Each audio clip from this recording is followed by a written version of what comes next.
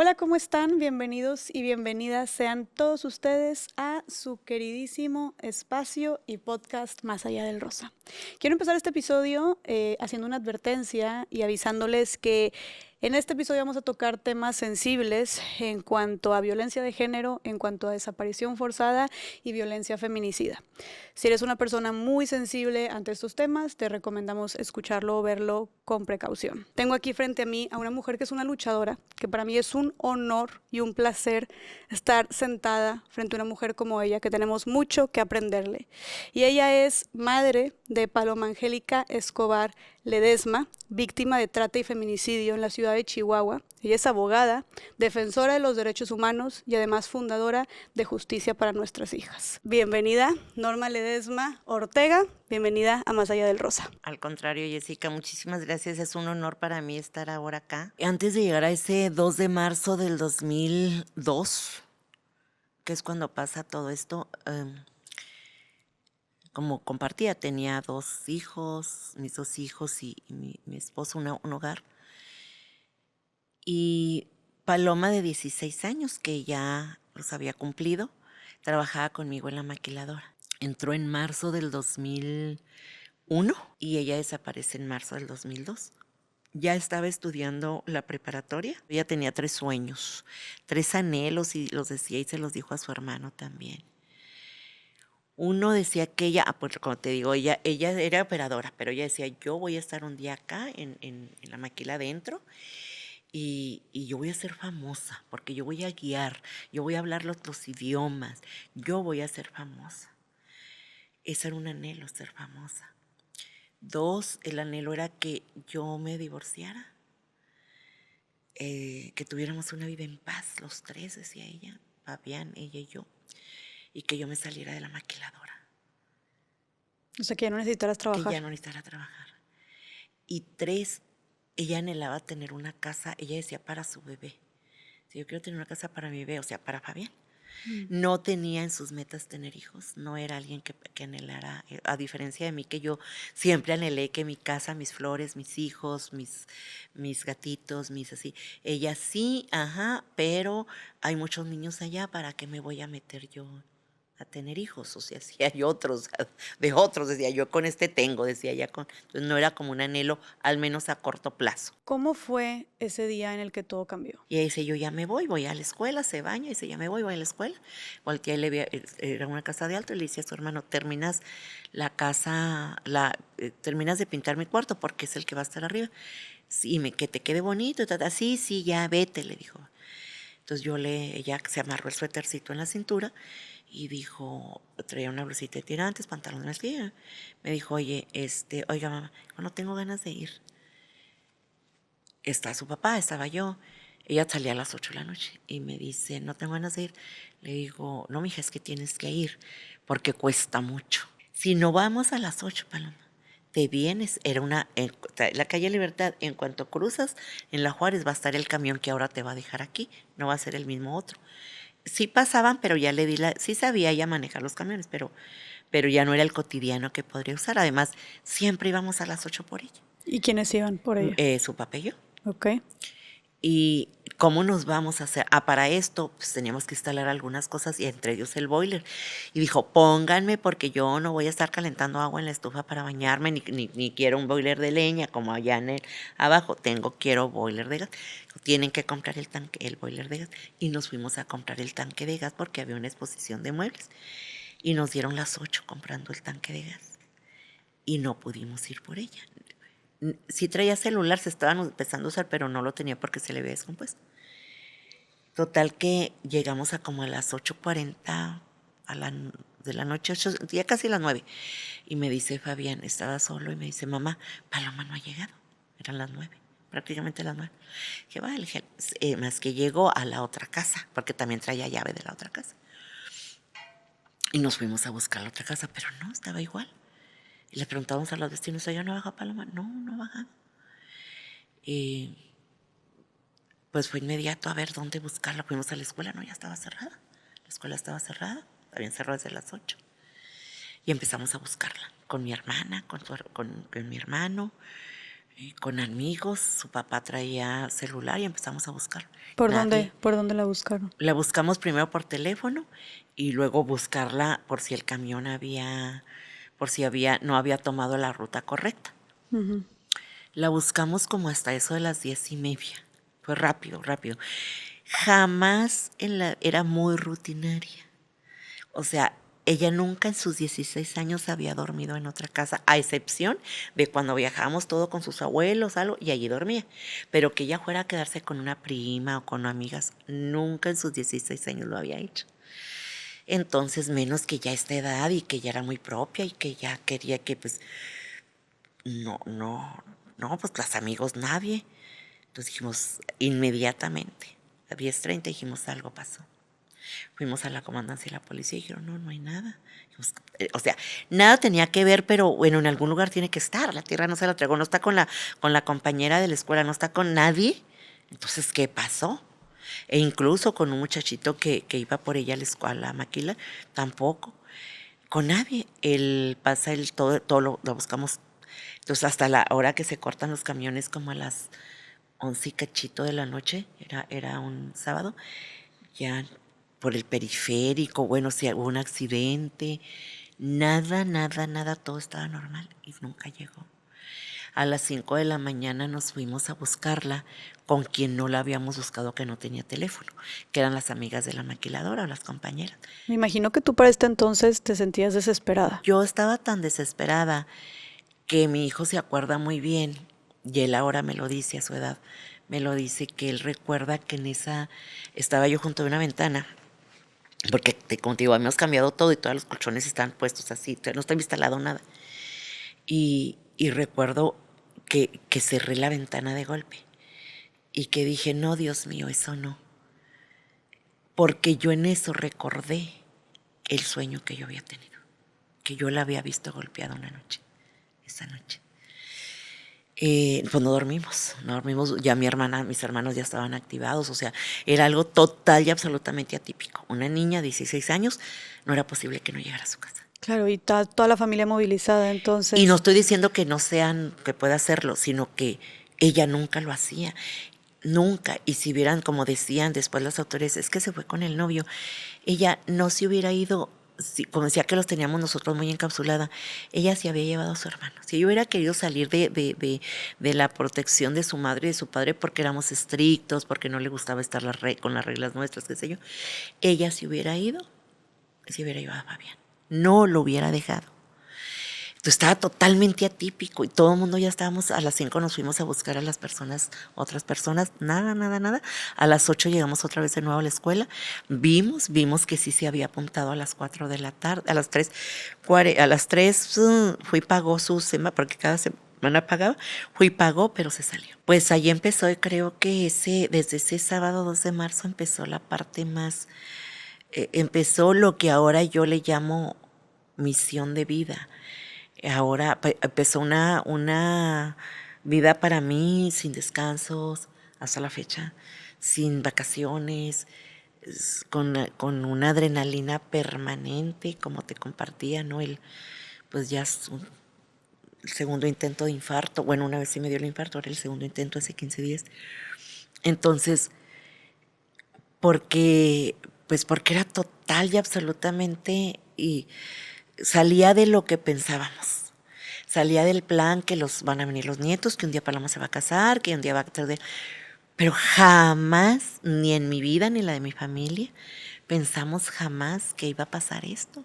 Entonces, totalmente, absolutamente diferente. Entonces, vamos a lo que ahora le llamamos, bueno, y ahora cambió, ahora es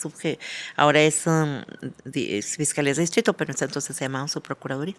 Al día siguiente fueron a la Procuraduría. El día 3 de marzo a las 9 de la mañana, más o menos, ya estábamos ahí. O sea, primero agotaron todas las instancias de conocidos. Toda la noche. Y luego ya fueron con la policía. Sí. Para esto ya habíamos ido también a la comandancia. O sea, toda la noche hicimos instancias, conocidos y instancias. Okay. Y fuimos y pusimos lo que era un reporte, no lo que ahora hacemos, que ya es una denuncia y que hay un protocolo de búsqueda que te dice que a las 70, que tienen que recibírtela inmediatamente, no a las 72 horas. A las 72 horas la autoridad determinará que es víctima de un delito. Es lo que tiene que determinar a las 72 horas. Pero la víctima, una mujer desaparecida, o sí en el momento le tienes que levantar la denuncia. Ya. Luego, o sea. Ya. Sí. Hoy no llegó mi hija porque pero son las 11 y se le acabó la pila del celular y tenía que haber llegado a las 9. Usted vaya y póngalo y se lo tiene que levantar, dice el protocolo. Sí. Pero en ese entonces no. Lo primero es, se fue con el novio, señora, ya la buscó acá. O sea, una frialdad. ¿Cómo te sentías tú cuando te decían todo Fíjate esto? que en ese momento yo lo que quería era pelearme con todo el mundo. O sea, no pelearme físicamente con las personas. O sea, era... Mire, diga lo que quiera. Yo no veía o yo no advertía todo el daño que nos estaban haciendo. Yo lo que le decía así, le suplico que la busque. Es que ya lo hice, ya lo hice. Entonces, ante esa terquedad dijeron, bueno, pues vamos a ponerle unos policías para que asignarle, pues para que la busquen, así como, ay señora, pues al rato va a llegar, y hasta va a llegar con un nieto, no sé, me decían. Ay, así te decían. Fue el domingo, fue el lunes, fue el martes, hasta el miércoles se activó una unidad de policías. Ese domingo, ese lunes, ese martes, ese miércoles, aunque el Estado o la Fiscalía no lo estaba haciendo, yo sí la estaba buscando. Mis amigos de la maquiladora, que voy a reconocer siempre ese buen trato que me dieron, empezaron con una foto. Se pusieron una foto, no sé si te acuerdas, bueno, tú eres muy joven, pero se llamaban disquet, unos cartuchitos negros así, ahí pusieron una foto, lo grabaron y le pusieron en un lado, Paloma está desaparecida, comunícate a este teléfono, ponían el teléfono del teléfono de mi hermana, porque yo no lo tenía instalado, el teléfono del papá, y empezaron, el lunes en la maquila ya estaban repartiendo lo que hoy sabemos que es una pesquisa, nosotros lo empezamos a poner en los postes, toda la libertad, entonces domingo, lunes, martes y miércoles. Pero sí quiero hacer este hincapié, ese domingo, después de que llegamos de poner, ya habíamos agotado todo de las 10 de la noche a las 9 de la mañana, o sea, en 12 horas habíamos agotado toda la búsqueda, todos amigos, conocidos, familiares. Si ella se hubiera enojado conmigo, que no era el caso, ella había ido con su tía, mi hermana era, yo le llamo la tía alcahueta porque le salva alcahuetear todo. Ella primero regañame a mí, después a mi sobrino. Ella los amaba a mis hijos. Ella sabía que, Paloma sabía que iría con su tía si hubiera cometido algo, que reprobó una materia, algo que hubiera hecho, que no era motivo por más que le buscaba. Lo que sí quiero reiterar, que para ese lunes, ese día a las 11, el domingo a las 11 de la mañana del día 3 de marzo del 2002, creo que es, si bien es cierto, desde la noche yo ya estaba con la angustia, creo que es cuando yo me derrumbé. Yo había estado de pie y a todas las autoridades les decía, ya lo hice, ya búsquela así. No, es que no se hubiera ido, no, es que esto, no. Ay señora, es que los papás no conocen suficiente a los hijos. No señora, pero yo recuerdo esa parte y yo ahora sí recuerdo que a esa hora que llegaron a la cochera de mi casa, llegó mi hermano, llegaron así, ya cuando los ves, para mí era como mi luto. Porque entonces le dije, ya Paloma no está bien. Yo ya sabía que Paloma no estaba bien. Yo lo sabía. La seguí buscando porque, con vida, porque es parte de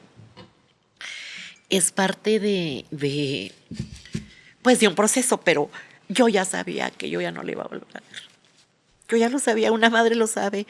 Por eso cuando las madres se sientan y dicen, es que, ay no, es que yo, me llamó por teléfono, yo creo que sí, interiormente la mamá sabe que no. Cuando yo hablo con esas mamás, le digo, ¿usted qué cree? Dice, yo sé que estás sin vida, pero no me quiten la esperanza. Creo que esa fue mi peor crisis que entré. No había psicólogos, ¿qué gobierno te iba a ayudar? Nada te iba a ayudar, nada.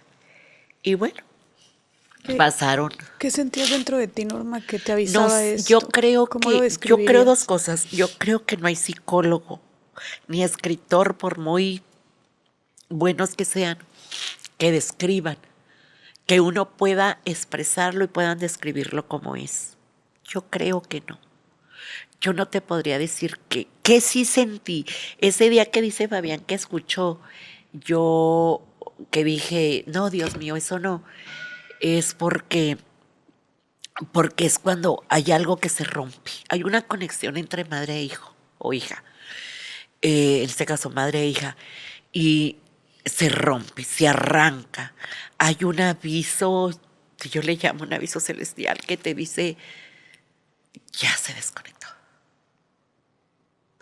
Es decir, esa necesidad o esa angustia que estaba pasando, yo la viví. Y yo sé que ese día le quitaron la vida. Ese mismo día.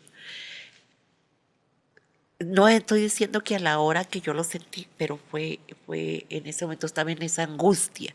O sea, ese día o otro día, en ese momento yo sentí que yo ya no la iba a volver a ver y yo sentí que estaba en una angustia. Ella estaba sufriendo algo que yo lo estaba sufriendo. Es algo muy, muy fuerte. No, Sobrenatural.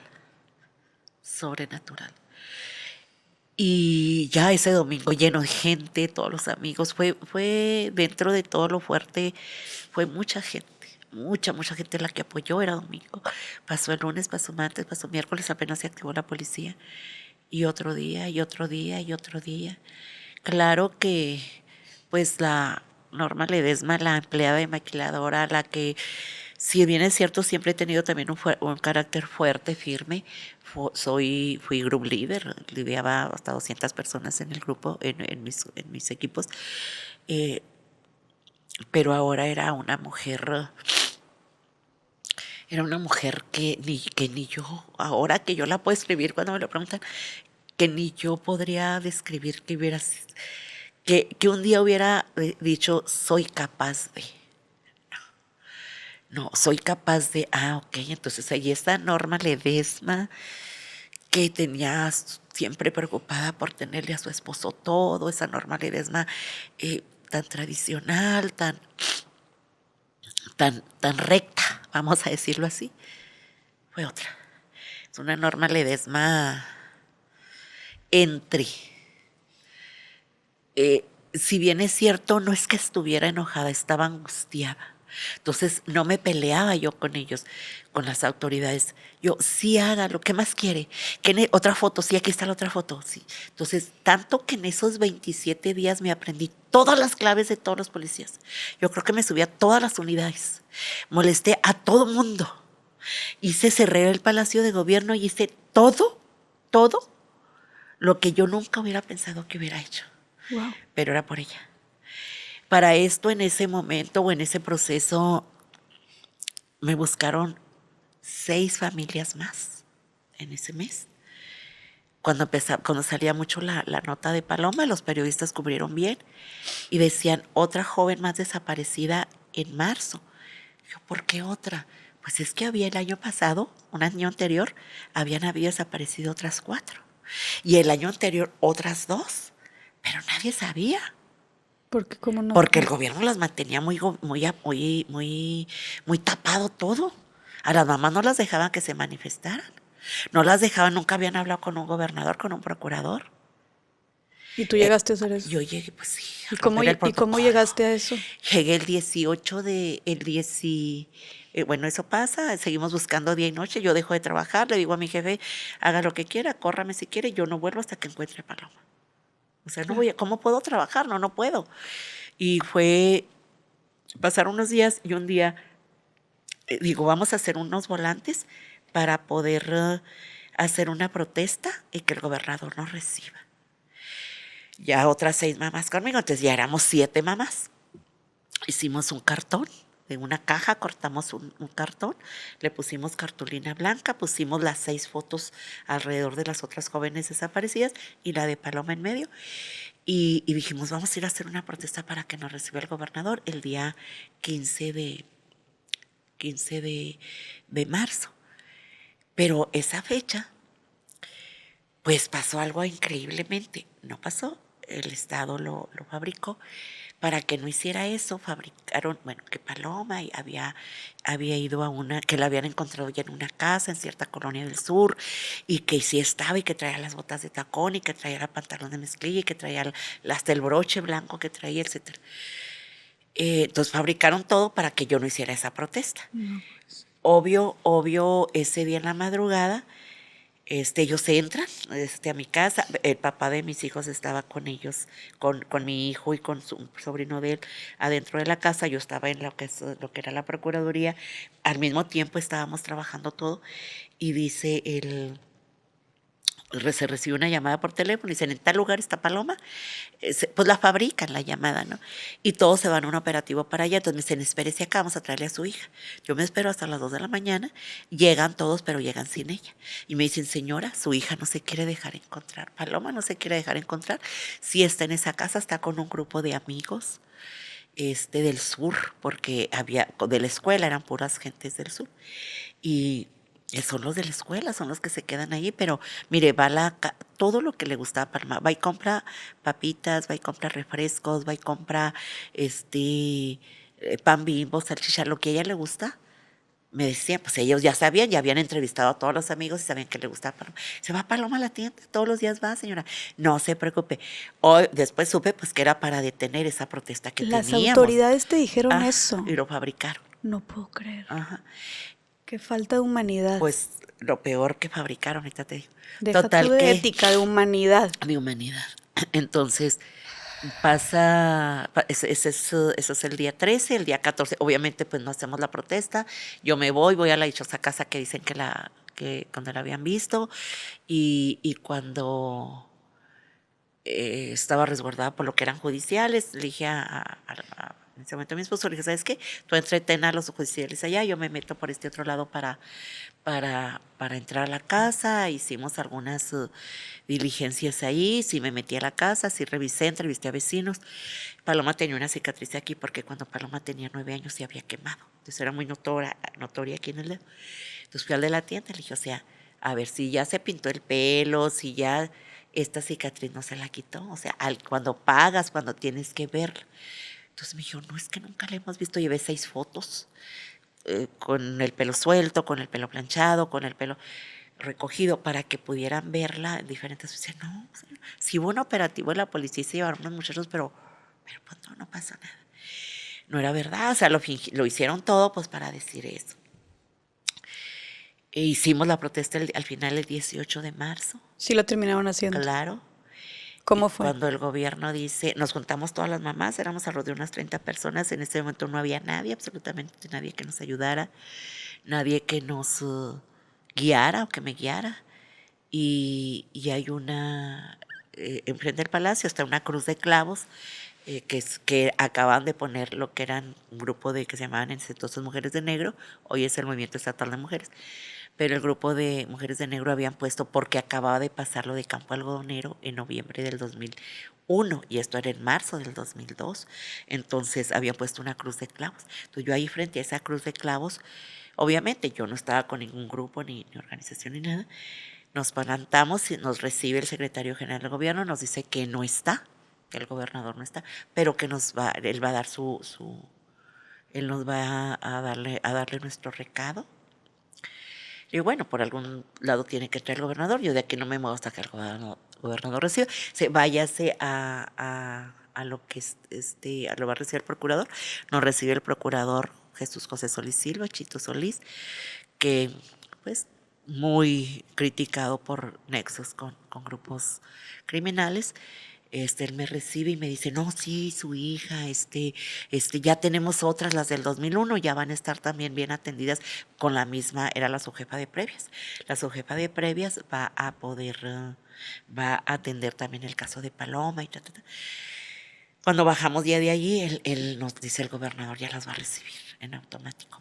Para esto ya cuando vamos a entrar, hay un compañero al que respeto y siempre le voy a agradecer, el compañero Gabino Gómez, que él me dice, llega y me dice, oye, usted es la mamá de Paloma, sí, bueno, pues le voy a pedir, va a venir una persona que le va a ayudar. Y allí preconozco yo a la licenciada tan conocida, Lucha Castro. Y Lucha Castro. Ella llega y me dice, yo soy Lucha Castro, ¿qué le puedo ayudar? En ese momento le digo, ¿quieres ser mi abogada? Yo, ¿qué ibas a ver no tenía ni la secundaria, que me iba a saber de Constitución, pero bueno, menos de derechos.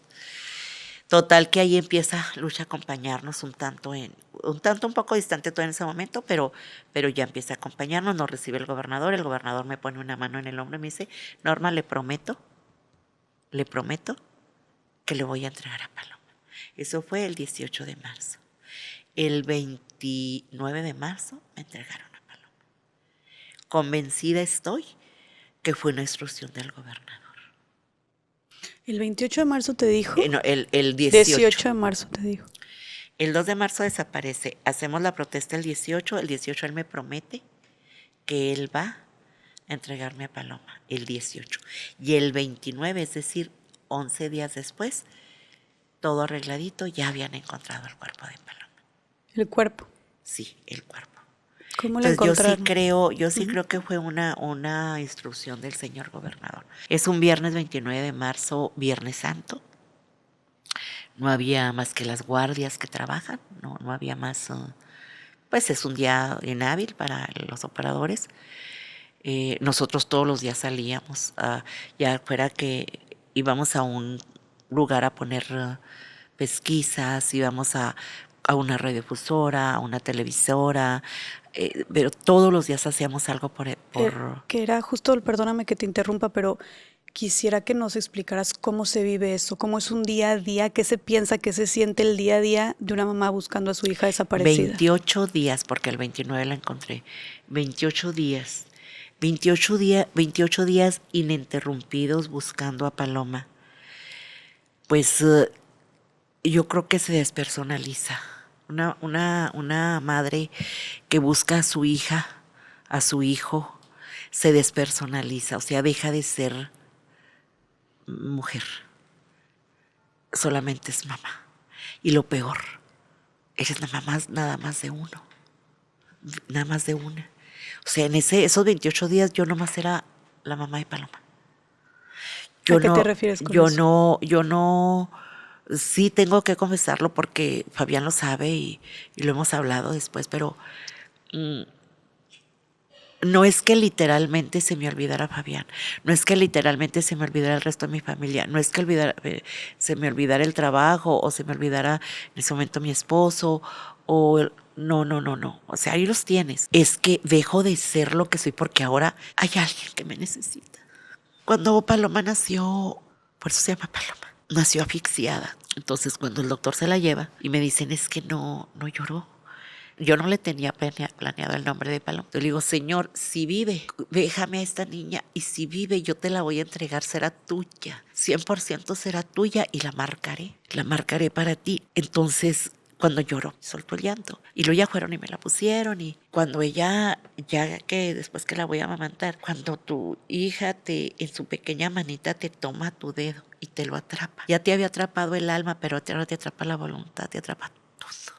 Eso hacen los hijos con uno. Yo le prometí, mija, yo te prometo que jamás, nunca jamás nadie en la vida te va a hacer daño. Nunca. Yo daré mi vida por ti. Dije, nadie te va a tocar, nadie te va a hacer daño. Mis brazos van a ser como puerta de iglesia, van a estar siempre abiertos para cuando llegues. Pase lo que pase. Y te voy a marcar porque el símbolo del Espíritu Santo es la paloma. Serás mi paloma porque serás mi paz. Vas a ser mi alegría y vas a ser mi guía. Siempre, Paloma, te lo prometo. Pero tenía 28 días que no la encontraba y que lo que le había prometido no se lo podía cumplir. Y que yo sabía y segura estaba, por más que me dijeran que estaba bien y que tal vez pues, se hubiera ido, por más que me querían decir eso, yo sabía que no era cierto. Yo sabía que tal vez estaba con vida y la estaban torturando. Y que tal vez, y sobre todo cuando es mujer, que la estaban agrediendo sexualmente. Y que tal vez tendría mucho miedo a la oscuridad. Y que tal vez tendría que escuchar gritos de personas desconocidas. Y yo no estaba ahí. Claro que yo me despersonalicé. Yo dejé de ser todo porque ahora era una madre buscando a su hija. Yo juré que nunca en la vida la iba a dejar sufrir. Pero la ley de la vida te dice que los hijos no sepulten a los padres para que ellos se puedan llamar huérfanos. Pero esto era totalmente atípico. Además, la muerte es parte de la vida. Mis hijos y yo lo sabíamos y lo comentábamos como cristianos que somos. Sabíamos que un día teníamos que cruzar una puerta y que tendríamos que estar preparados porque hay una vida más allá de la muerte y que es la vida eterna. Pero yo no estaba preparada para esto. Sí. Para que ahora yo tuviera que enfrentar la muerte de una hija. Pero ahora así. Además, todavía no era la muerte. Todavía era un proceso que yo no sabía. Por eso a las personas que tienen a su hija, a su hijo desaparecido, yo solo me callo. Porque yo sí sé lo que se siente. Y cuando a veces dicen, ay, es que ya con 5 años, ya con 10 años, ese corazón sigue, ese espacio sigue vacío. Y esa alma está rota. ¿Y qué crees? Jamás se va a volver a construir porque hay un hijo ausente, hay una hija ausente. Mis 28 días, yo nomás agarraba así el café y luego me lo ponía y decía, no, y si no, si tiene hambre, y si tiene sed. Entonces no podía, bajé 6 kilos en 28 días. Comía porque a veces no, ahora le tienes que comer, ¿no? Medio dormíamos, la vida cambió. Ya nada más estaba preparando que sigue. Me desesperaba que se llegara la noche porque ya no la iban a buscar. Solamente era la madre de Paloma, buscándola. Día y noche clamaba, gemía, gritaba, aullaba del dolor, le gritaba a Dios, le gritaba a las autoridades, le suplicaba, ayúdeme a buscarla, ayúdeme a encontrarla. Empezamos a viajar en el estado por si ya se la habían llevado.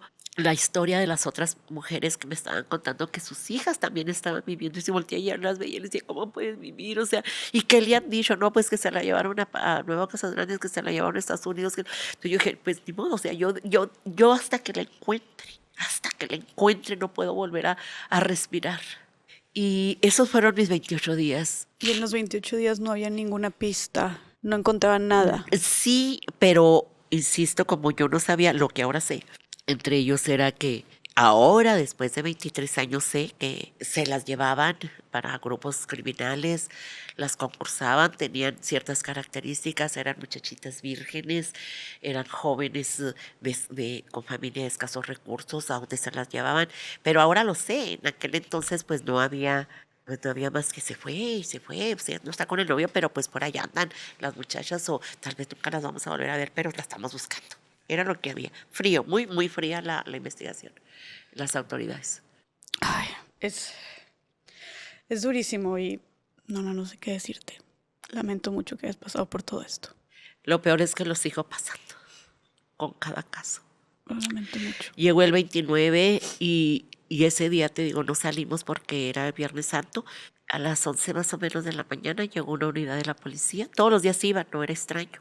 El día 5 empezaron a buscarla. Entonces... 23 días. Sí, buscándola.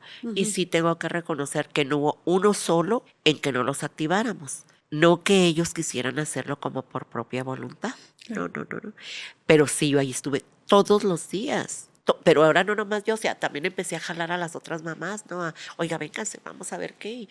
Pero obviamente, pues mi enfoque principal, una mujer, ama de casa, empleada de una maquiladora, que a mucho orgullo lo digo porque duré muchos años ahí, pero pues a mí díganme cómo hacía arneses y cómo lideraba gente y cómo hacía mis juntas de equipos, pero creo que iba a saber de constitución y de derechos de las víctimas y de derechos nada, del sistema interamericano, que iba a saber en mi vida.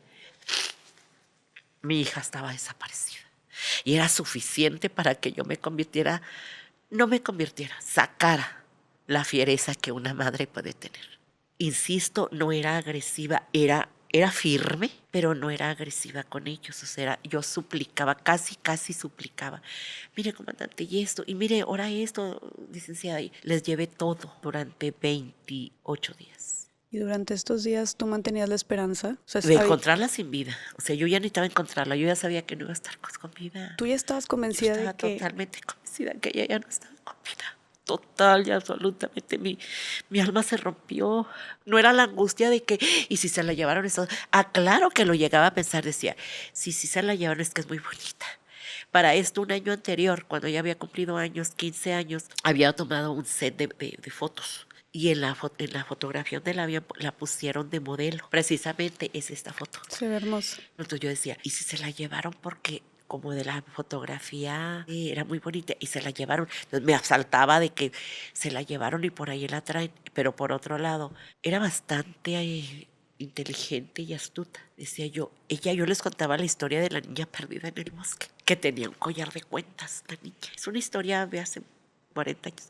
Y yo le decía que la niña, para que su papá la encontrara, rompió el collar y iba dejando una cuenta. Y decía yo, Paloma sabía que tenía que dejarme una marca. Ella sabía, yo buscaba esa marca. Ya en la investigación después encontré esas marcas. Pero no fueron de muchos días, es que ya no la tuvieron muchos días.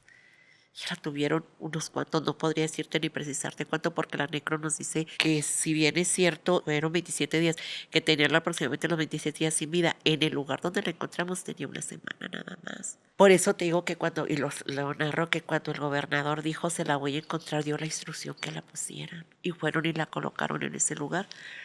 Ese 29 de marzo llegó una unidad, aproximadamente a las 11 de la mañana.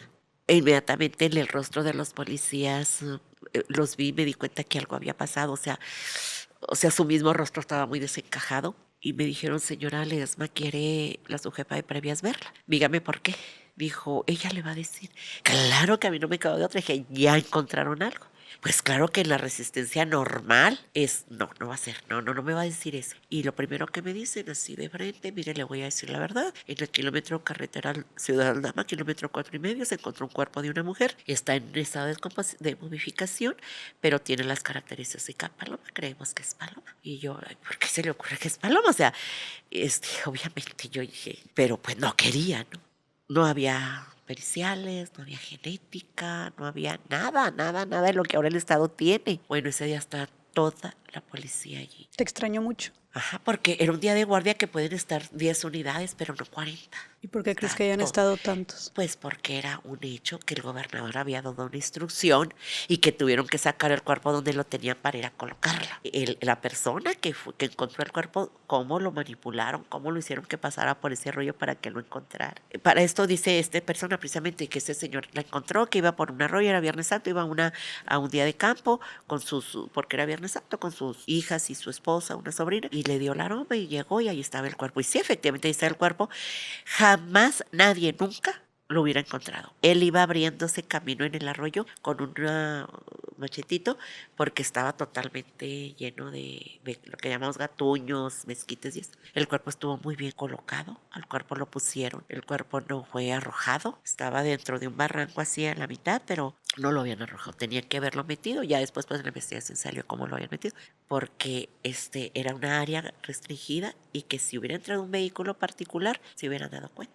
Le hablan llega ya el papá de Paloma, nos dicen, es obvio. Yo dije, no nos dejaron bajarnos de la troca, nunca vimos el cuerpo. ¿No lo vieron? No, jamás, era un cuerpo en estado de momificación. Ya lo vi después en la necro. Muchos años después tuve que verlo ya por lo que he estudiado y por lo que tuve que prepararme, pues tuve que verlo. El papá sí lo vio. Era un cuerpo pues de 27 días sin vida, entonces pues no era un cuerpo. O sea, sí era un cuerpo, pero ya no estaba reconocible, era más bien identificable. Y no me queda la duda que sí era. Me enseñaron la ropa. Ese 29 de marzo, entre el bloqueo, porque es un bloqueo, yo insisto y creo que hay cosas que todavía yo no recuerdo, que debo tener bloqueadas, porque es muy fuerte el dolor. Pero ya me lo entregan, lo llevamos a la funeraria y creo que ese día, ese viernes 29 de marzo en la noche, como que hay un cambio, o sea, mi estado de angustia, de saber dónde estaba, mi desesperación por saber en dónde estaba, ya se había terminado, porque ahora yo ya sabía dónde estaba. Ahora yo sí sabía que era Paloma y ahora ya la tenía ahí. Entonces es un cambio radical. Esa noche regreso como mamá de Fabián también, porque ya cuando llegó a la casa a notificar, yo todavía ahorita me la imagino y la calle la veo sin luz, donde vivíamos, que estaba lleno de trocas porque había mucha gente, porque ya todos nos íbamos a ir al funeral, pero pues ya iba yo a la casa. Y yo recuerdo que estaba oscura. Me dicen que no, que sí había luz, que estaban las lámparas y todo. Pero yo recuerdo oscura y nomás las luces de las trocas. Yo recuerdo que llegué, se hizo un silencio. Lo primero que llegué y volteé y les dije, ¿dónde está Fabián? Y era en una recámara. Estaba en la cama con los burós y Fabián estaba junto de uno de los burós, chiquito, sentadito hacia un lado. Y me dijo, mamá Paloma, fue todo lo que me dijo, mamá Paloma. Pero su papá les había llegado a decir que Paloma estaba en un hospital muy golpeada, que teníamos que trasladarnos. Él no se atrevía a decirles que ya íbamos a ir al funeral, que ya iba el cuerpo, ya lo iban a llevar a la funeraria. Él les decía que estaba golpeada porque dice, es que yo no sabía cómo decirles. Yo cómo les iba a decir que ella estaba muerta si ni siquiera yo creía que estaba muerta. Dice Fabián, pues es que a mí mi papá me había dicho eso, que estaba muy golpeada. Entonces cuando él me dice, mamá Paloma, y yo le digo, sí, mijo, ya Paloma no está con nosotros. La paloma está en la presencia de Dios. Él creía que la íbamos a curar, va a estar bien. Ese abrazo que tenía se aflojó. Yo ahí sentí que perdí 2 hijos, porque allí yo lo había dejado también a él. Ahora ya Paloma la tenía un ataúd y un niño de 12 años que había perdido a su mamá. Él dice ahora, yo perdí a mis 2 mamás. Yo perdí a mi mamá biológica, que tú siempre estuviste trabajando, pero perdí a mi mamá que me había criado, que era todo para mí. Él aflojó sus bracitos y dio la vuelta. A medianoche recuerdo también como muy oscuro, pero siempre veo en esa sala de esa funeraria, es un ataúd de madera blanca, muy sencillo, con muchas flores. La mezcla entre el aroma de las velas y de las flores, cuando ya la gente se empieza a ir, cuando ya se quedan nada más los que tenemos que quedarnos. Ya la caja cerrada.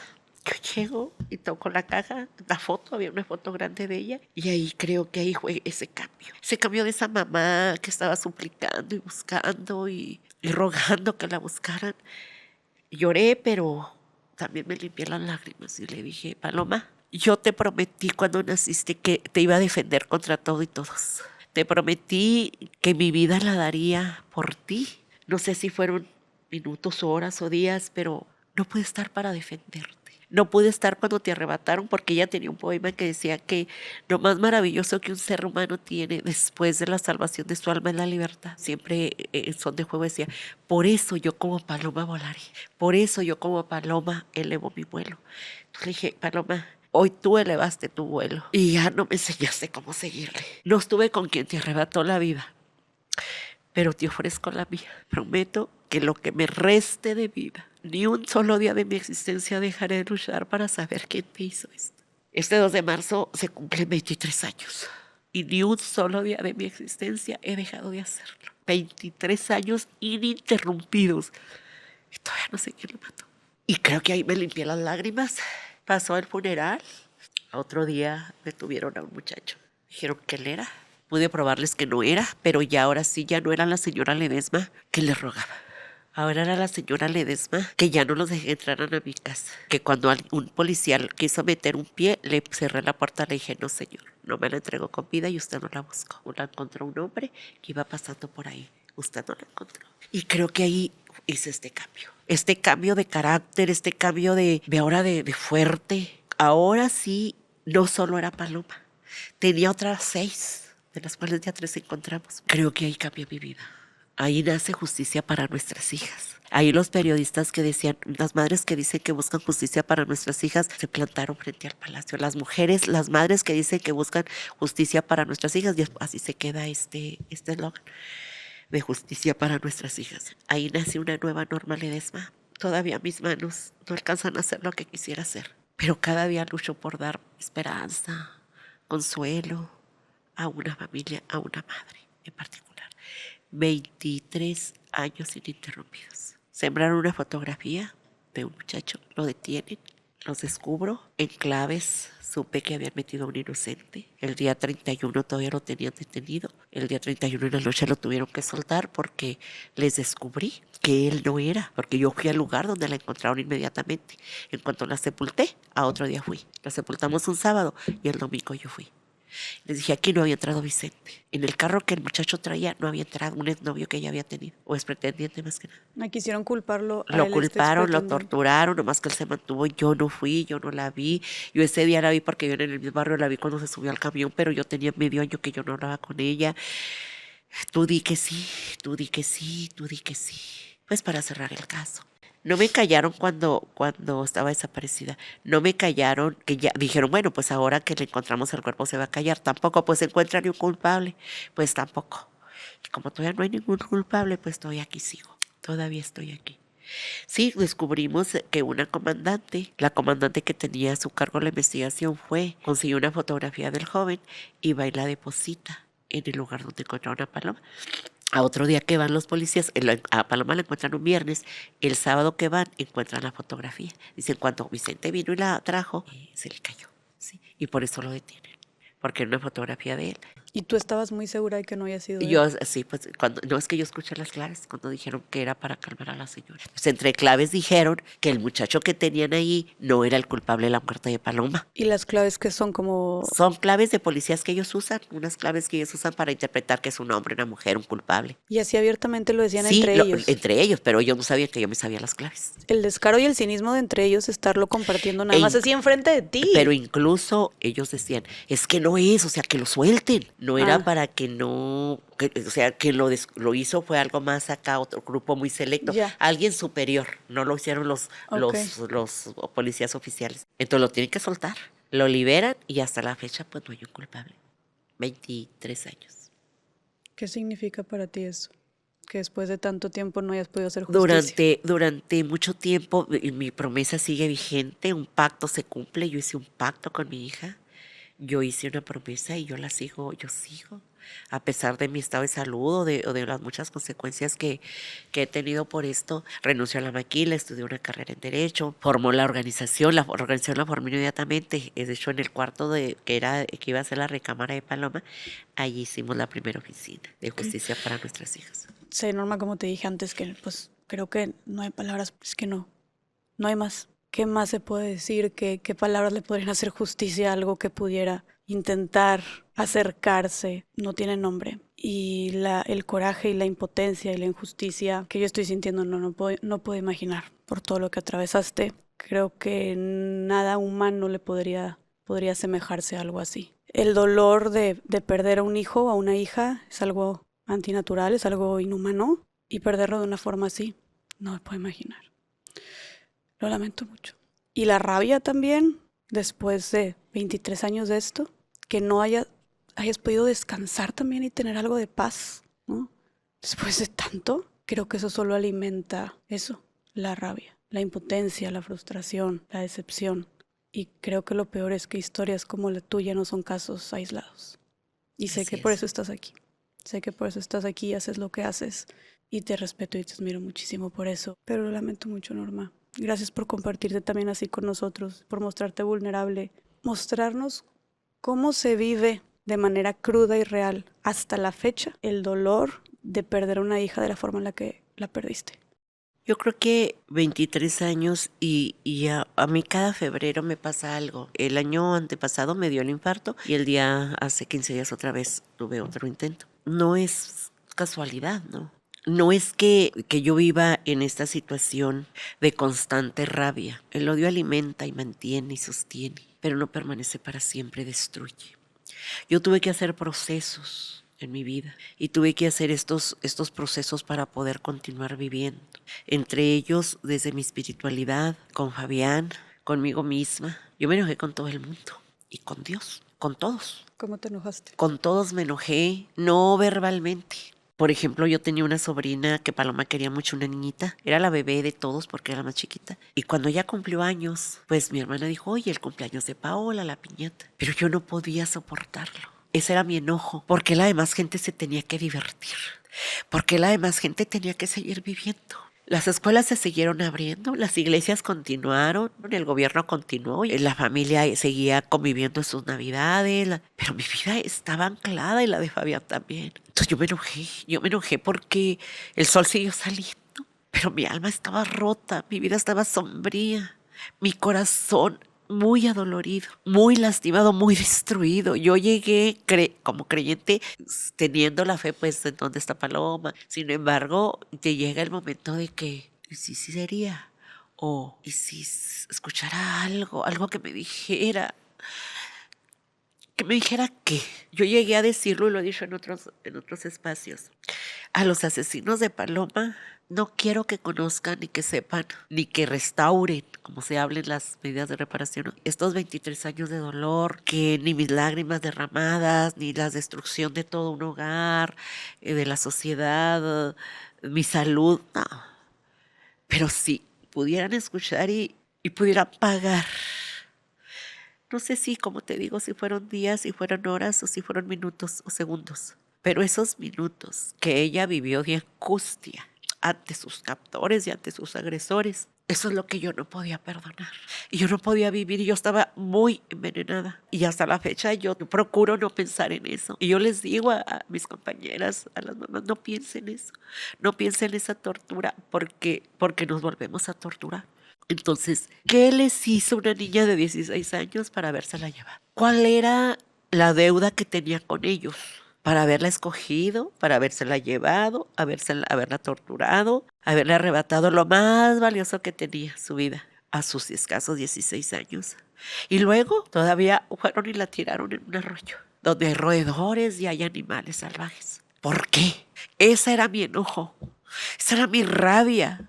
Y también el porque yo quiero ver de frente a esas personas que lo hicieron. Me enojé con todos y me enojé con Dios. Cuando digo que me enojé con Dios, no es algo literal. Simplemente no fui a la iglesia. Mi fe nunca cayó. Yo seguí creyendo en Dios, pero decía, bueno, pues creo que ahora puedo mejor estar haciendo algo en vez de estar encerrada en la iglesia. Yo era una mujer muy religiosa. Cambié esa religiosidad por una espiritualidad. Y un día mi hijo me dijo, tendría unos 18 años. Había salido algo alguna nota del periódico, un homicidio o alguna situación difícil. Dijo, qué pena, ¿verdad? Y volteé y lo vi y le dije, pero fíjate, mira lo que pasó. O sea, yo como muy quebrantada por algo que había pasado, no los conocíamos ni nada. Me dijo, pues sí, o sea, sí es muy lamentable. Le dije, Fabián, ¿qué te pasa? Volteó y me dijo, ¿por qué? Y volteé, me vio de frente y me dijo, ¿qué me pasa? Ellos están sufriendo, ¿verdad? Y tú estás muy quebrantada con ellos. Le dije, ¿dónde es ese niño tierno que se me abrazaba? Y él por cualquier cosa lloraba cuando tenía 4 años, 5 años. Y me dijo, mírame, tengo barba y bigote. Soy todo un hombre. ¿Qué me pasa? Que yo también perdí a Paloma, que yo también he sufrido, que en el mundo se sufre. ¿No me has enseñado que en la vida tienes que seguir de frente? No te vas a quebrantar, porque aquí es el más fuerte el que gana. Porque si mataron a Paloma porque era mujer, porque se la llevaron por eso, porque era mujer, porque era bonita y porque era pobre, por eso la eligieron. Me dijo, mírame, soy un hombre. Y yo también lloré. Y yo sigue doliéndome el alma que Paloma no está. Yo estoy aquí. Lloramos mucho, nos pedimos perdón. Ante esa situación empecé a reflexionar y empecé a buscar a Dios, pero no en la iglesia, en prácticas o en reuniones. Empecé a buscarlo yo, porque había hecho muchas preguntas y nadie me las respondía. Pero ahora ya no nomás era Paloma, también ya me había tocado encontrar a Rosalba, también a Miriam, Minerva, a Neira, a Diana, a otras. Vi también a esas mamás destrozadas.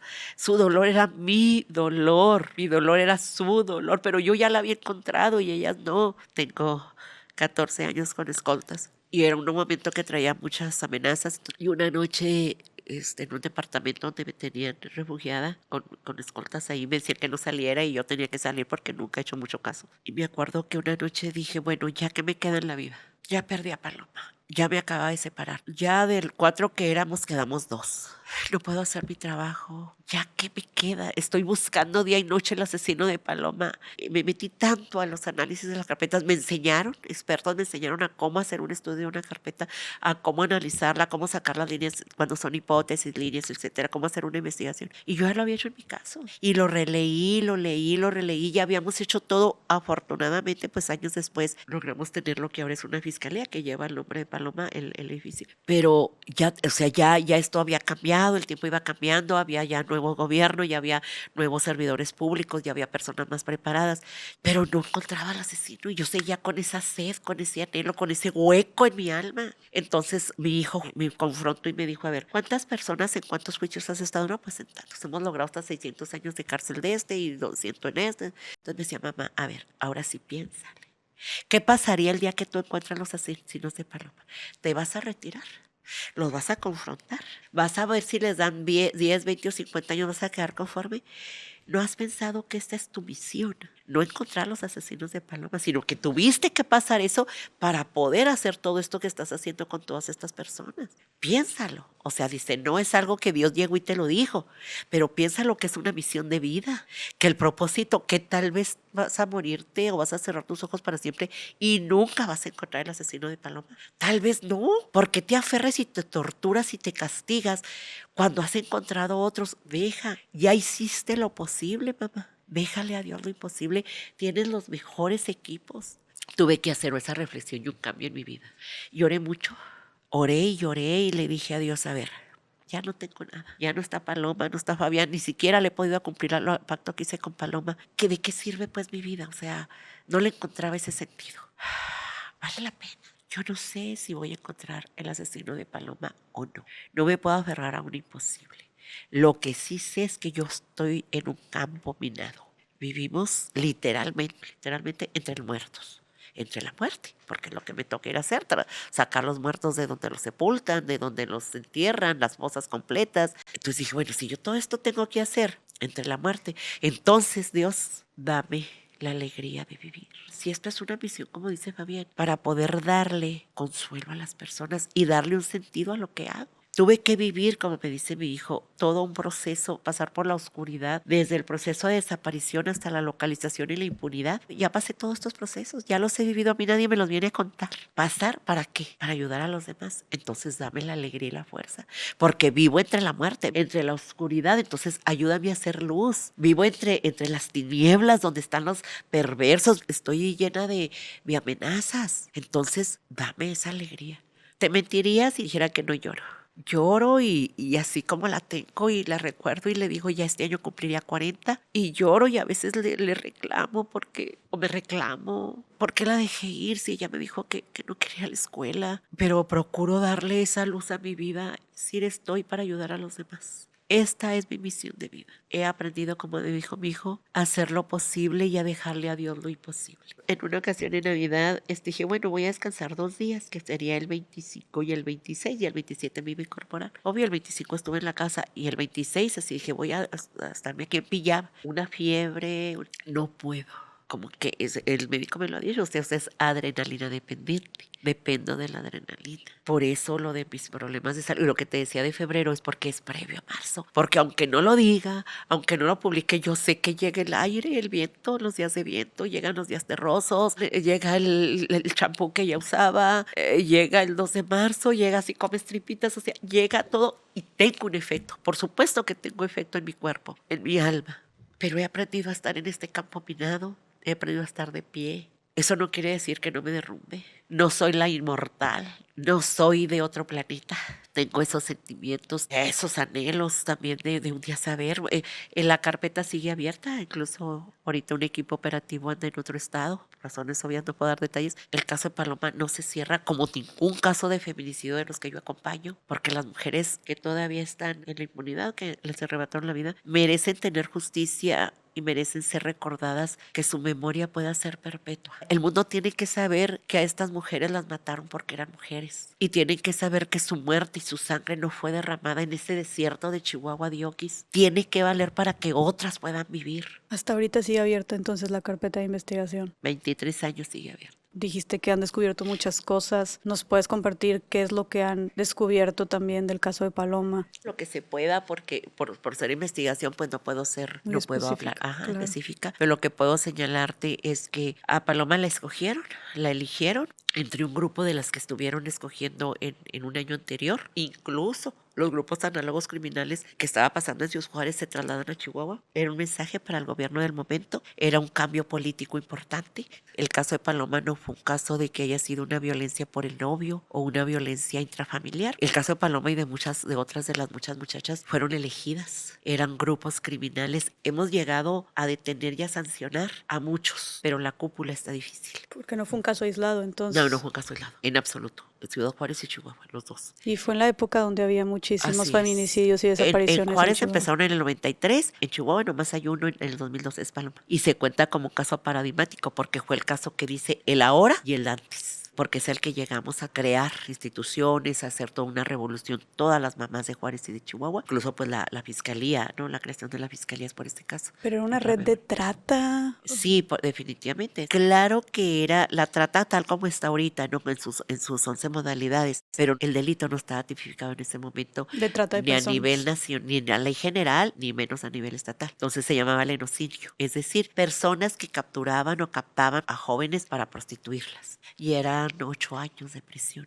En una red de trata en la cual estaba involucrado policías Algunos de ellos ya están muertos, en particular policías municipales, que eso se extendió a 10 años después. Todavía los policías municipales seguían, se las llevaban a ciertos personajes. Por eso mi interés de la cúpula. Llegamos hasta donde alguien nos va a decir y luego los matan. Ahorita las redes de trata operan diferente, ya con leyes, ya conocen, incluso muchos de los involucrados son ex policías, o sea, fueron personas que saben cómo capotear, como se dice coloquialmente, en la ley, ¿no? Entonces, a ver, ahorita, por ejemplo, una sala de masajes, no, pues esta es la entrada y aquí la sala de masajes está bien. Ya ni siquiera te das cuenta, pero atrás está la trata. Las redes de tratas están tan invisibilizadas, pero desde ese momento ya era trata. El caso de Paloma, el caso de todas las demás chicas o de la gran mayoría, que todavía no ha sido judicializado los casos, es trata de personas. Judicializado, Judicializado, que pase la etapa de investigación y pueda llegar a un tribunal, es decir, ante un juez para que lo judicialice, lo sentencie. Yo sé que seguramente te has hecho esta pregunta muchas veces. No sé si hayan tenido pistas o alguna respuesta sobre esto, pero si era una red de trata, ¿por qué matarla? Por la presión. Pues la presión que nosotros dimos del caso de Paloma fue mucho. Y además de por la presión, la red de trata no es para que las traigan tratándolas. La red de trata puedes traerla para que pueda ser económicamente hablando, pues redituable, por así exactamente, decirlo. redituable para los tratantes, que es lo que vemos ahorita. Pero en aquel entonces era, te la llevo a alguien, nada más. Incluso tenemos carpetas en las cuales había jóvenes sobrevivientes que, digo, ellas fueron y regresaban. Las que no regresaban, ¿por qué no eran? Se resistieron. Entre ellas Paloma. Se resistieron. Hay otras que dicen, no, pues es que yo también entraba a esa casa, pero entrábamos, hacíamos esto y luego salíamos y nos daban cualquier cosa, pero les pagaban, ¿no? Entonces sí existe, desde el 2005 tenemos ya una relación, una testimoniales así. Cuando encontramos el cuerpo tenía un golpe aquí, como yo lo había soñado. Exactamente. Por eso no son casualidades. Yo sí creo que hay un propósito de vida dentro de la muerte, hay un propósito de vida. Es por ello que, si bien es cierto, sigo siendo medio aburrida y medio muy conservadora hasta la fecha. No es que yo ahora me la veo en fiestas, no voy a fiestas tampoco, pero sí trato de llevar una vida. Ya si alguien se ríe, ya no me enojo. Tradicionalmente Paloma era la que promovía las cenas de Navidad a la familia. Pues en aquel éramos unos cuantos, a lo mejor éramos como unos 12 en total. Ahora ya somos como 35 entre todos los sobrinos, nietos. Duramos muchos años que nosotros no poníamos árbol de Navidad, lo pusimos ya hasta en el 2012. Entonces como que era algo, como un acuerdo no escrito entre Fabián y yo de no ponerlo, porque nos iba a doler mucho. Y en toda esta búsqueda de justicia específicamente del caso de Paloma, dices que más mamás se unieron y que encontraron también a más víctimas. En total eran 10, en las cuales hemos localizado 7. 3 continúan desaparecidas. Y las localizaron todas sin vida. Por ejemplo, las del 2000 de Miriam y Erika. A Miriam ya la encontramos su cráneo nada más. A Erika nunca la hemos encontrado. Las del 2001, Rosalba, Yesenia, Julieta y Minerva. A Minerva y a Rosalba ya las encontramos, sus restos. Julieta Marlene y a Yesenia Concepción siguen desaparecidas. El 2002 nada más fue Paloma. El 2003 desapareció Claudia, Viviana en marzo. En mayo Neira y Diana. Y a las 4 las localizamos. Unas unos meses después, otras un año después. Todas las localizamos sin vida. Y creo que ahí la metodología de los tratantes cambió. Sí. Creo que la organización Justicia para Nuestras Hijas hemos mantenido a raya muchas prácticas así. Es decir, la organización ahorita incluso incide en prevención en las escuelas de trata, de violencia familiar y trata. Todas fueron víctimas de la misma red. Al menos de las 10 que te digo, al menos 8. Había un patrón en común entre todas estas mujeres. Eran elegidas porque eran muy jóvenes, eran pobres y eran de familias que no tenían poder político ni económico. No les iba a representar peligro o riesgo. Justicia para Nuestras Hijas y toda esta lucha que, como dices tú, transformó, cómo este suceso vino a transformar tu vida y hacer que los últimos 23 años te hayas dedicado de lleno a esto. ¿Crees que eso haya sido lo que más te haya ayudado como a procesar y a acomodar todo esto, ¿no? Mira, yo una cosa estoy segura, a todas las mamás nos duele igual, nada más que lo expresamos de manera diferente. La pérdida de una hija o de un hijo duele tanto que tomamos decisiones. Hay quien decide meterse mucho a la iglesia. Hay quien decide no volver a ver una carpeta. Y diversas formas. Hay quien decide volcar ese cariño o todos estos sentimientos en los nietos, etcétera. Pues yo decidí esto. Eso significa decir que la muerte de Paloma no fue en vano. No es satisfactorio, pero bueno, es lo que hay. Entonces Paloma quería ser famosa, Paloma quería que yo renunciara a la maquila. Por esto yo renuncié en el 2008, para dedicarme 100% a esto que hago. Renuncié a la maquila y también me divorcié. Era el otro anhelo.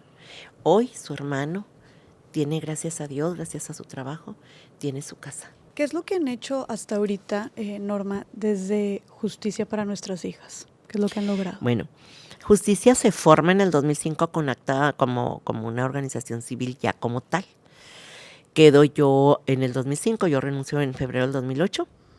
Me dedico totalmente ya a la coordinación general, con un consejo, con una mesa directiva, con un objetivo. El objetivo es trabajar, ese era el principal objetivo del inicio, trabajar, atender, prevenir, atender a las familiares de mujeres desaparecidas, víctimas de trata o de feminicidio.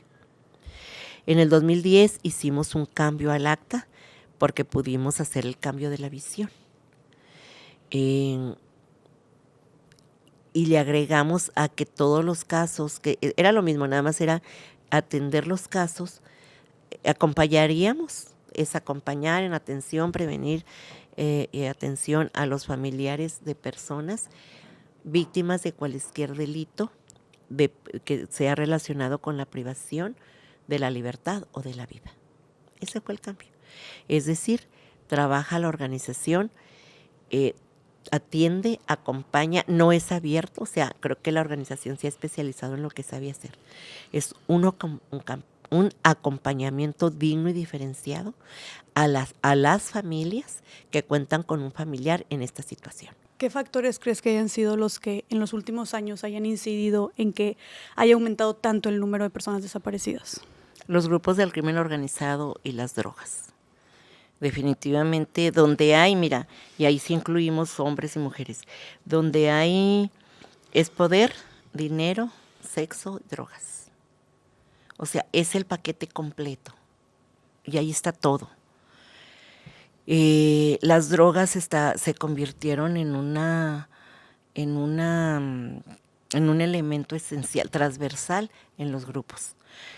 Es decir, el crimen organizado que trafica armas y drogas, pero también llevan mujeres, a veces para usarlas, a veces para tratarlas, a veces para otras que se sumaron por lo que quieras.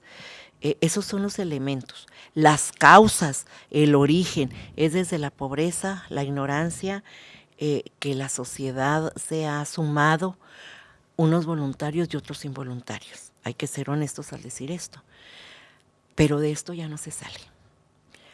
Y sí, 115,000, súmale por 50 nada más cercanos, pues ¿cuánto estamos hablando? De millones de personas, o de miles de personas lastimadas, víctimas directas, las desaparecidas, víctimas indirectas, todos los demás. Estos factores que al país ha atravesado y que vergonzosamente tendrían que salir a dar la cara y decir cómo permitieron, yo no creo que siempre ha existido, pero cómo se permitió que llegara hasta las escuelas la droga, que llegara a jovencitas de 14, 15 años. El consumo de droga que realmente ya no pueden escaparse y al rato las encontramos muertas en un arroyo porque tuvieron que prostituirse para seguir consumiendo droga. O jovencitos que encontramos balaceados o quemados de 16, de 18 años porque estuvieron en los grupos delictivos. Esto es lo que vemos todos los días. En el mejor de los casos cuando se encuentran, pero los que no se encuentran, ¿en dónde están? ¿Quién los desaparece? ¿Quién desaparece a los desaparecidos? Es por ello que con mucha dignidad buscamos esta memoria. Y sí, el irrenunciable derecho a la búsqueda de esa verdad y de esa justicia. A nosotros no nos debe de importar, y así como sociedad no nos debe de interesar, y es mi transversal, ¿no? Mi postura transversal, a qué pertenecía o a qué grupo, dónde estaba. El hecho es de que ya está, pero ¿quién lo permitió? Un Estado de Derecho fallido. Un Estado de Derecho permitió que esto se le saliera, que los grupos del control, que los grupos del crimen organizado de tal forma tomaran el control y pudieran reclutar voluntaria e involuntariamente, en muchos de los casos, a estos hombres y a estas mujeres, y que ya nunca regresaron. Creo que lo planearon, creo que la psicosis, la tortura, la desesperación, las enfermedades que conllevan a una persona, una mamá que ha tenido a su hijo desaparecido durante 5 años, imagínate que no va a tener en su cuerpo. Tiene diabetes, tiene alta presión, tiene insomnio, está llena de pastillas, pues ¿cómo no? Y luego a los hijos que dejó por buscar nada más a uno. Y la pregunta es, ¿iremos a encontrar a estos 115,000? Esa yo no tengo la respuesta. Pero yo nada más de pensarlo, de pensarlo, y lo he hecho, ¿qué pasa con cada hogar cuando no se ha encontrado ese familiar? Yo no tengo la respuesta. Solamente tengo el sentir, porque sé lo que se siente de estas familias.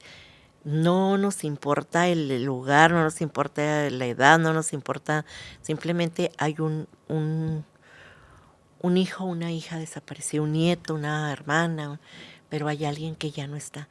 Vivir con eso es la tortura, es la muerte para las familias.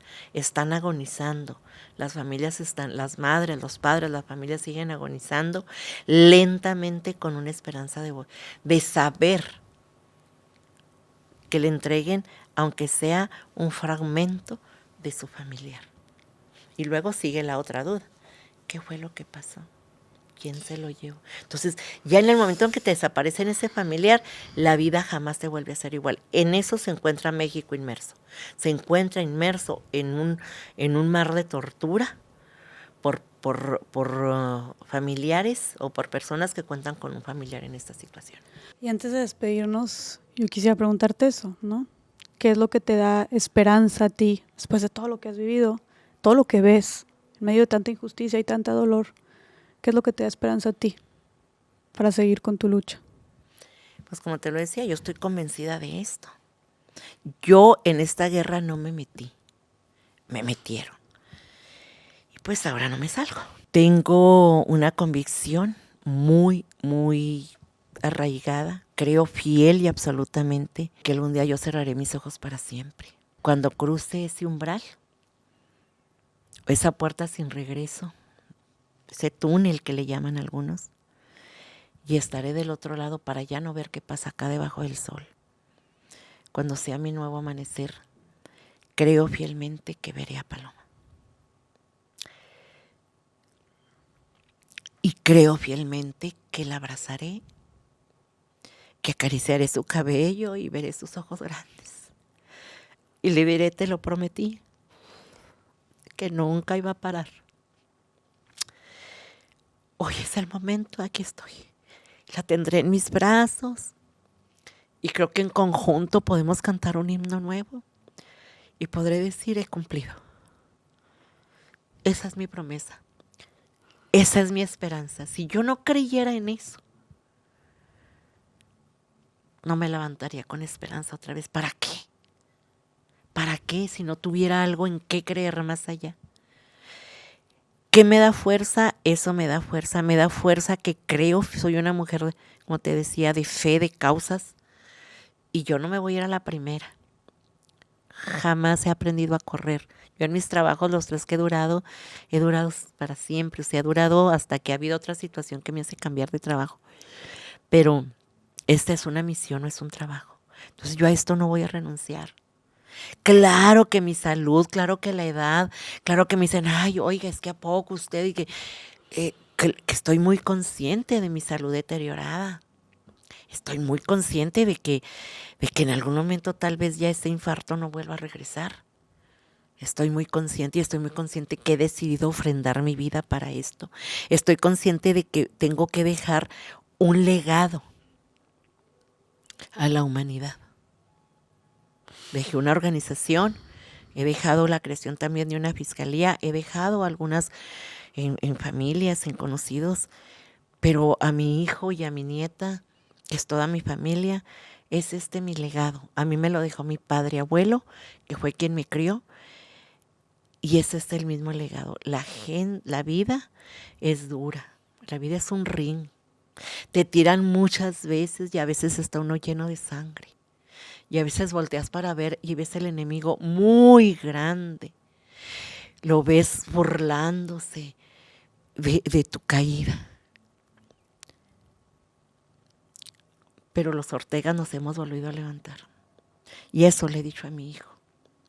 Nosotros, está triste, está muy adolorido, llore, arrástrese.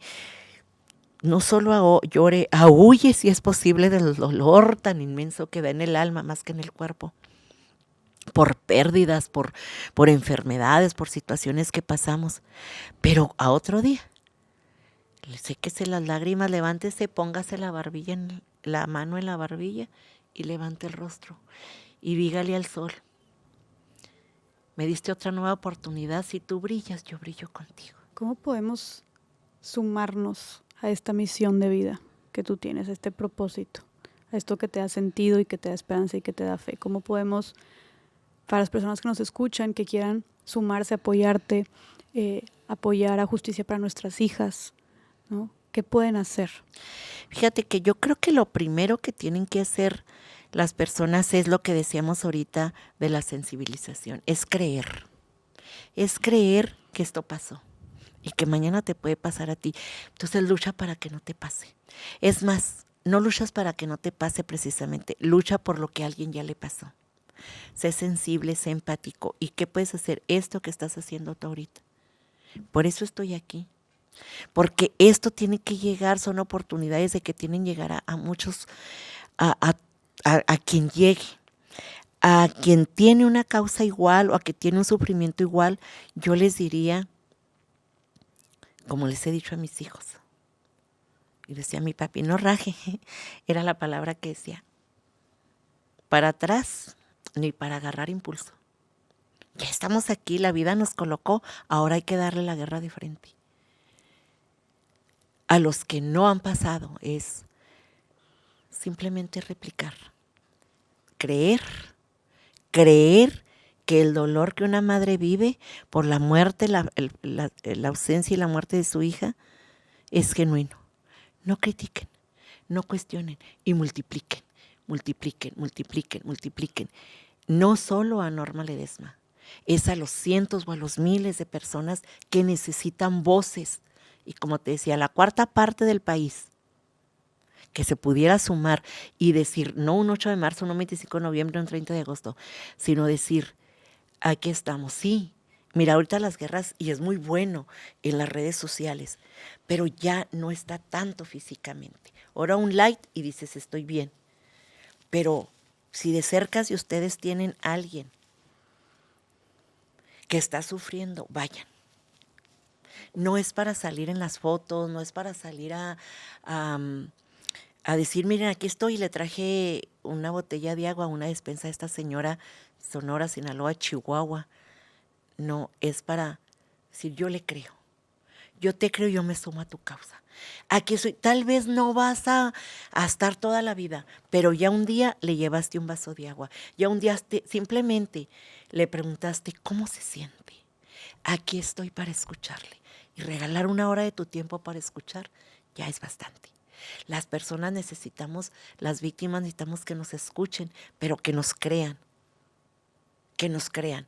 No nada más el like para quedar bien con quien lo promueve, sino escuchar, oír, escuchar y reproducir. Y hacer, no solamente el pensar, sino actuar. Hacer. México necesita hombres y mujeres. Por eso decía siempre, yo no estoy peleada con los hombres, o sea, yo estoy hablando, simplemente en las marchas sumen a los hombres, necesitamos hombres y mujeres en una lucha por un mundo mejor, en una lucha por la memoria de nuestras hijas, por la justicia para nuestras hijas, para nuestros hijos, por esa verdad que tanto anhelamos y que está tan lejana, por esa justicia que tal vez muchos no vamos a acariciar, pero que queremos que nuestra próxima generación puedan vivir esa vida libre de violencia que tanto peleamos. Gracias en nombre de todas esas personas y gracias también desde mi persona, pues por confiar en este espacio. Un honor estar aquí sentada contigo y que me hayas permitido compartir y abrazar tu historia. Pues gracias, Jessica, gracias a todo tu equipo, gracias por esta oportunidad. Y sí, soy una mujer de esperanza, tengo esperanza y seguiré teniéndola y seguiré luchando mientras que tenga vida para que todas las palomas vuelvan a su nido.